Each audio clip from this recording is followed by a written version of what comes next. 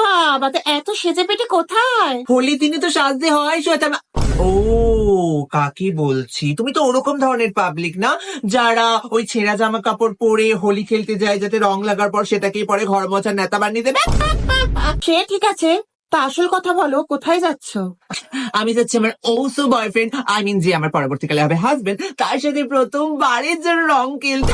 Believe নিশ্চয় তীর্থদা নয়? একদমই নয়। তুমি কি সুন্দর ট্রেন্ড হয়ে গেছে সুয়াতার মা। তো আমি যার সাথে রং খেলতে যাচ্ছি তার সাথে আমার রঙেরই সম্পর্ক, আসলে রঙের দোকান। তো ও আমাকে বলেছে যে 7টা রং যেমন রামধনুতে আছে, ও আমার মনে 14টা রং দেখতে পায়।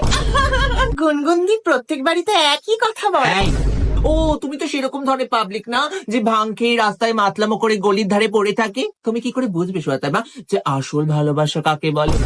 তো তুমি একটা কাজ করো, তুমি এখন বসে বসে ভাং বানাও আর মে যা রহি